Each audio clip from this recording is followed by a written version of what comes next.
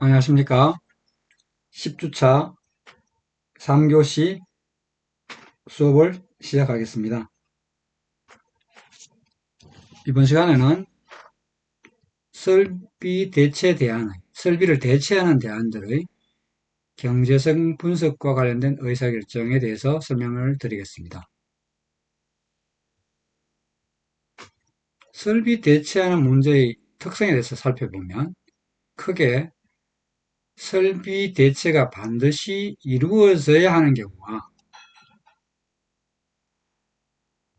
즉 설비 대체가 반드시 이루어져야 되는 경우와 설비 대체가 반드시 이루어질 필요성이 있지 않는 경우 두 가지로 나눠질 수가 있을 텐데 설비 대체가 반드시 이루어져야 될 경우에는 설비가 물리적으로 마모가 되거나 손상을 해서 요구하는 제품 또는 서비스 등의 요구 충족을 못해 생산량이나 기본적인 어떤 품질을 만족시키지 못하는 경우 또는 시장 상황의 변화로 새로운 규격 제품의 출현으로 현재 설비가 경제성을 상실한 경우, 즉 노후화가 돼서 더 이상 생산량이나 품질을 만족하지 못하는 경우, 또는 새로운 규격이 나와서 현재 설비가 경제성을 상실한 경우가 설비 대체가 반드시 이루어져야 되는 경우가 될 테고요. 설비 대체가 반드시 필요하진 않는 경우는 현재의 설비의 사용에는 문제가 없으나 사용에는 문제가 없다는 거죠. 그런데 기술의 진보로 인해서 적은 비용으로 더 많은 생산을 할 수 있는 설비가 출현하는 경우, 즉 현재의 설비가 진보화가 돼서 좋은 설비가 나왔기 때문에 대체를 고려하는 이런 경우는 대개 생산활동의 축소로 작은 설비를 대체하는 것이 유리한 경우가 많을 텐데, 즉 설비 대체가 반드시 필요한 경우와 반드시 필요하지 않은 경우 두 가지로 이렇게 나눠서 우리가 설비 대체 문제를 볼 수가 있을 것입니다. 이런 설비 대체의 문제의 특성은 대체될 수 있는 현재의 설비를 현유 설비, 그리고 대체하고자 하는 새로 도입하고자 하는 설비를 우리가 도전 설비라 하는데, 즉 현유 설비는 대체가 고려되고 있는 현재의 설비, 통상 잔여 수명이 짧고 유지비가 많이 드는 그런 특성이 있을 수 있고, 현재 사용되는 설비이므로 즉각적인 추가 투자가 많이 들어가지 않는 그런 경우가 이제 현유 설비가 됩니다.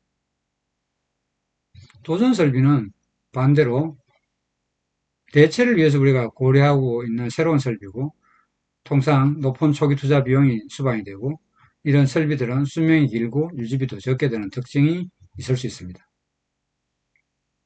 따라서 우리가 설비 대체의 현유 설비나 도전 설비를 할 때는 대안 간의 현금 흐름 특성 차이를 잘 고려해야 되고, 경제적으로 유리한 대안을 선정할 수 있어야 됩니다. 그럼 이런 설비 대체 문제의 기본적인 분석 방법은 어떻게 하느냐?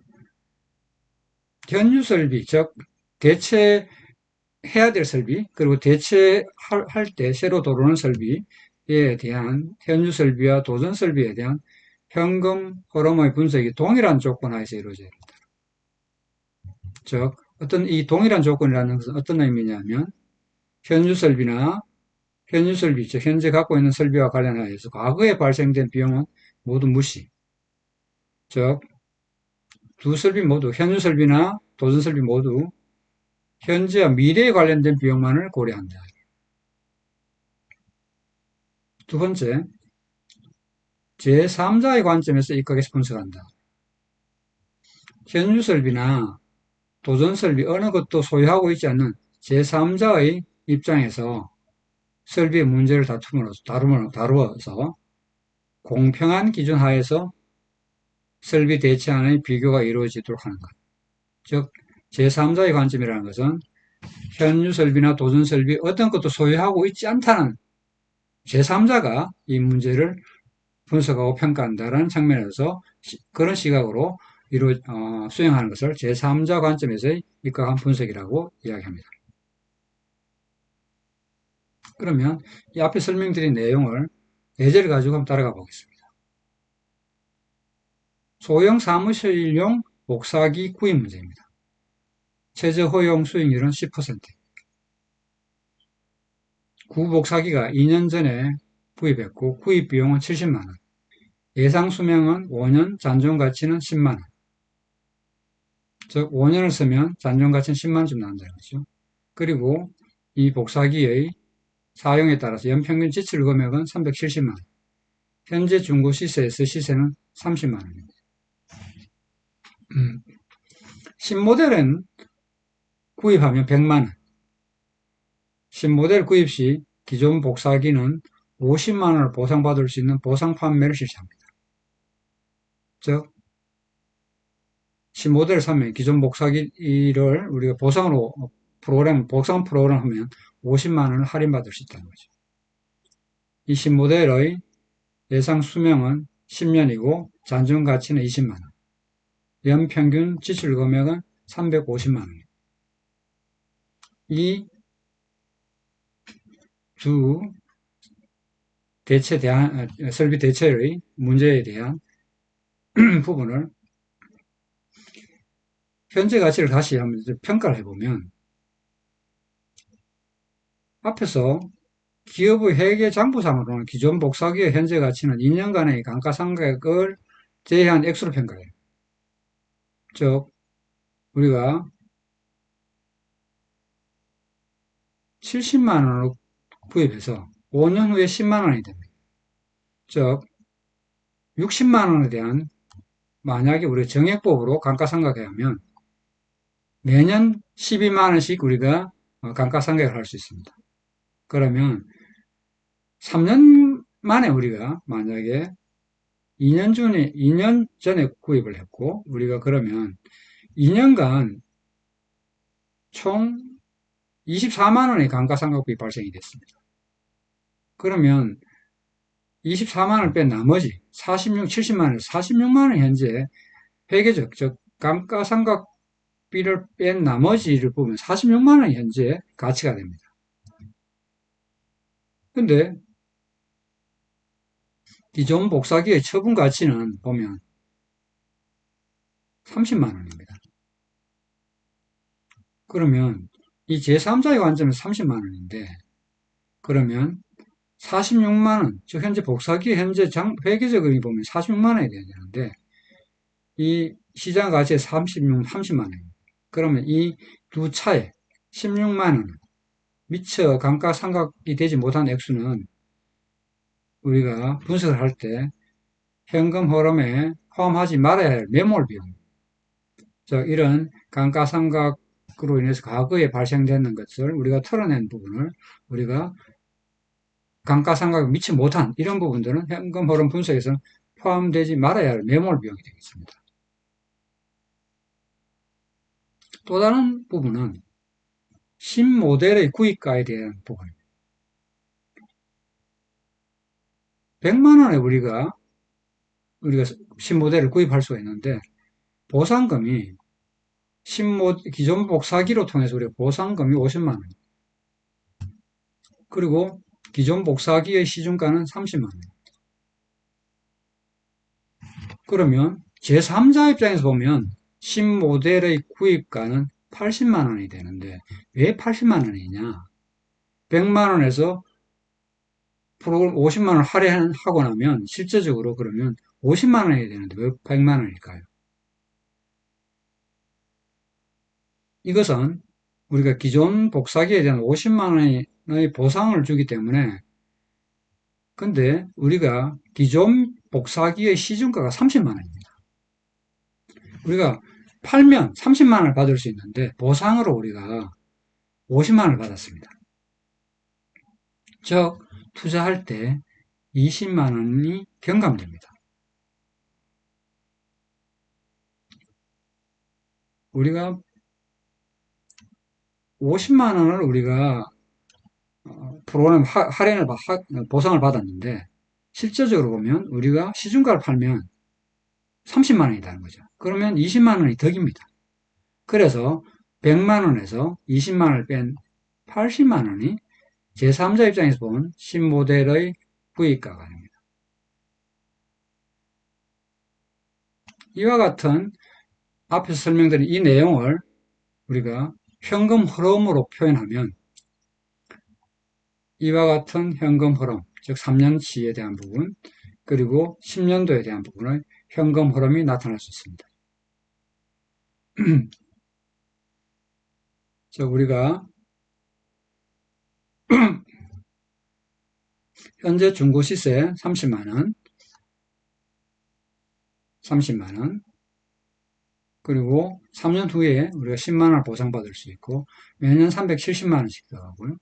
그리고 뒤쪽 거는 보면, 뒤쪽 대안은 현재 신모델 구입가, 아까 3자 입장에서 80만원, 그리고 350만원씩 계속 들어가고, 마지막 연도에 잔존 가치가 20만원입니다. 이와 같은 컨셉으로 우리가 이제 보면 현금 흐름을 이렇게 표현이 될 수가 있습니다. 이것을 우리가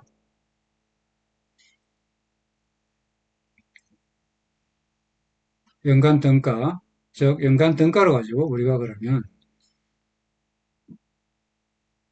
A1 대안과 대안 A1과 A2의 연간 등가를 기준으로 비교 평가를 해보겠습니다. 연간 등가는 어떻게 계산하느냐면 우리가 자본 회수 비용이라는 게 있습니다. 투자 비용을 수명 기간과 잔존 가치를 고려해서 연간 등가액으로 나타내는 것.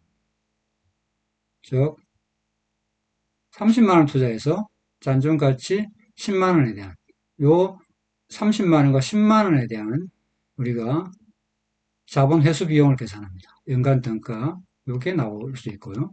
그리고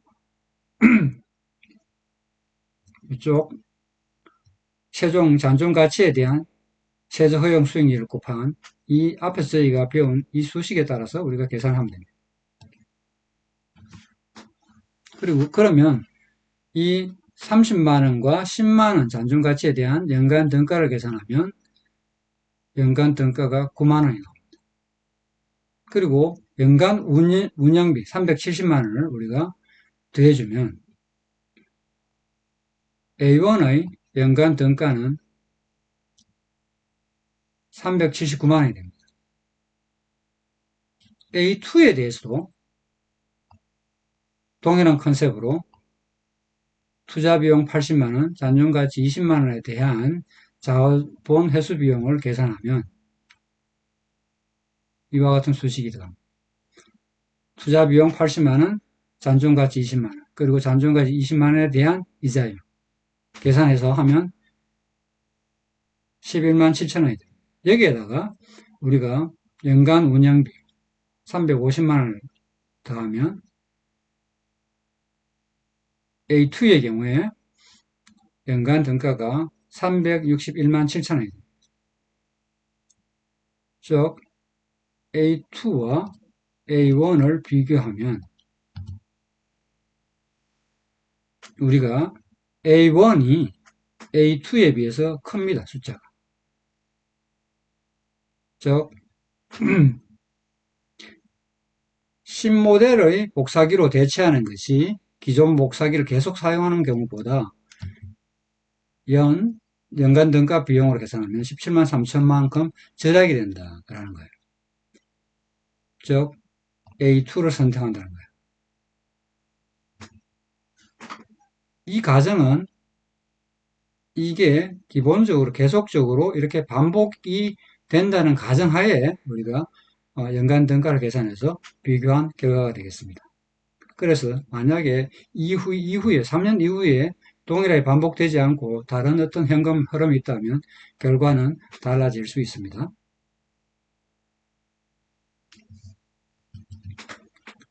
설비 대체 결정 우리가 의사결정에서 보면 설비 개최하는 결정 문제의 복잡성은 보려 중인 설비의 수가 많고 분석 기간이 길수록 대안의 수가 기하급수로 늘어나는 어떤 그런 특징이 있고 설비의 다양한 사용 기간을 모두 고려하면 문제는 더 복잡해집니다. 즉 사용 기간이 다양해지면 거기에 대한 문제는 더 복잡해진다. 따라서 이런 복잡한 문제의 다양한 다양성 때문에 어떻게 이런 다양성을 줄일 수 있는지, 줄일 건지에 대한 가정을 세워놓지 않으면 실질적으로 최적의 해를 구할 수 있는 방법은 없습니다.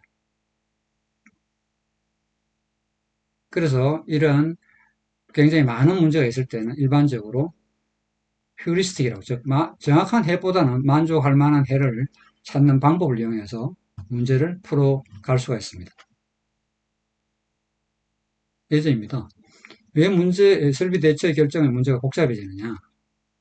예를 들어서 수명이 3년, 4년, 5년인 세 개의 설비 A, B, C가 있고 분석 기간이 만약 10년이라 한다면 설비 A, B, C 각각에 대해서 수명이 3년이기 때문에 1년, 2년, 3년에 대한 걸 가정해서 우리가 문제 풀 수 있을 테고요.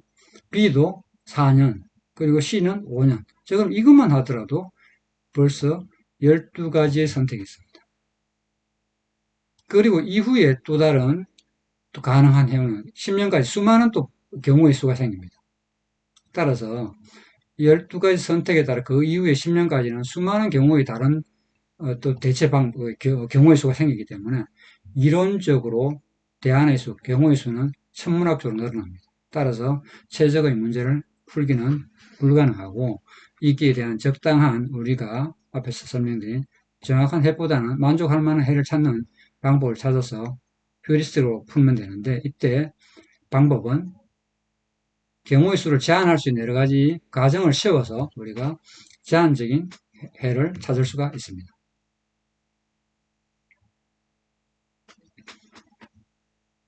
그리고 설비의 경제 수명에 대한 대체 결정. 즉 경제 수명이라는 것은 뭐냐면 연간 총 비용이 최소가 되는 시점. 대개 이제 우리가 설비를 구입하게 되면 구입 시점에 한 번 발생하는 초기 비용이 있습니다. 즉 구입 비용이 있겠죠. 그리고 시간이 경과함에 따라 설비가 노후화가 됩니다. 이런 노후화에 따라서 우리가 운영 비용이 생깁니다. 시간의 경과함에 따라 설비가 노후화가 돼서 운영비는 증가하는 특징이 있습니다. 이것을 우리가 표현해 보면 우리가 초기 연간 등가 비용 자체는 자본 회수비용이 이렇게 감소가 되고요. 운영비는 시간에 따라서 노후화가 되면 증가되고 그럼 총 비용은 이와 같은 그래프를 그릴 수 있겠죠. 그러면 이런 초기에 우리가 많은 감가상각을 하거나 여러 가지 비용에 대해서 우리가 초기에 많은 부분들 뒤쪽으로 줄어들고요. 이쪽 운영비는 노후화 되면서 증가되고 그러면 이 총 비용, 즉 자본 회수 비용과 운영비 합한 총 비용은 우리가 이런 욕조곡선 형태의 턱을 가질 수 있는데 그럼 요 점이 우리가 경제 수명을 이 되는 시점이 됩니다. 그러면 이런 경제 수명을 어떻게 우리가 산출할 수 있는지에 대한 우리가 실제적인 예제를 가지고 한번 풀어보겠습니다. 승용차 교체의 최적 시점. 아마 여기 계신 분도 다 승용차를 가지고 계신 분이 많을 거라 판단이 되는데 최저 허용 수익률이 만약 10%이고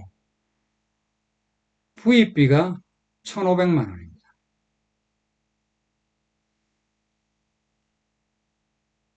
우리가 이 1,500만 원 승용차를 구입하고 나면 중고차 시장 가격이 이와 같은 형태로 만약에 떨어진다고 가정하고요. 연간 운영 비용이 이렇게 증가된다고 우리가 가정하겠습니다.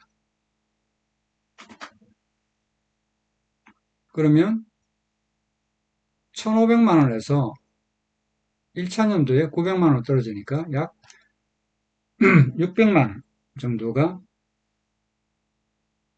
떨어집니다. 약 40% 정도 감가상각이 되는 거죠. 600만 원.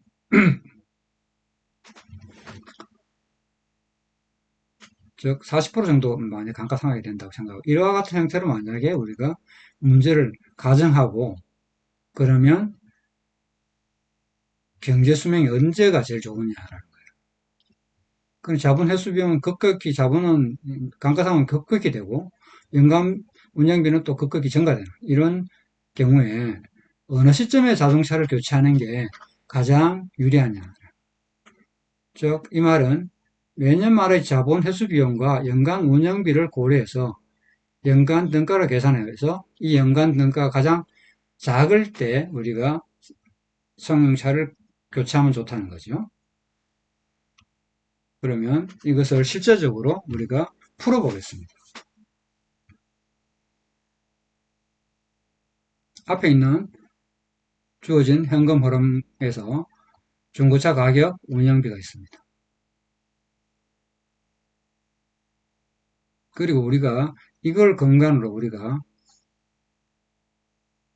매년 자본 회수 비용하고 연간 운영비를 계산해 보겠습니다.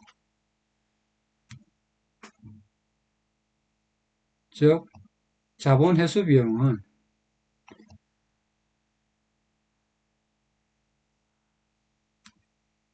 저희 앞에 설명드린 이 수식입니다.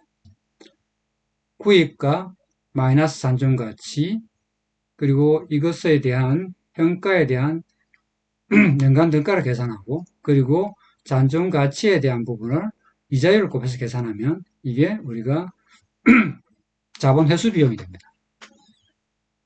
즉 투자비를 수명기간과 잔존가치를 고려해서 연등가액으로 나타내는 게 자본 회수 비용인데요.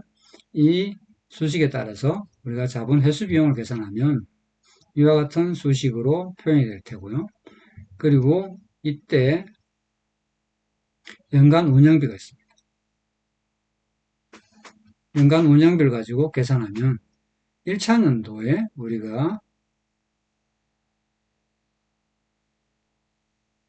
자본 회수 비용하고 운영비를 합한 금액은 1,200만 원입니다. 그리고 2차 년도에는 앞과 동일한 형태로 우리가 계산을 하면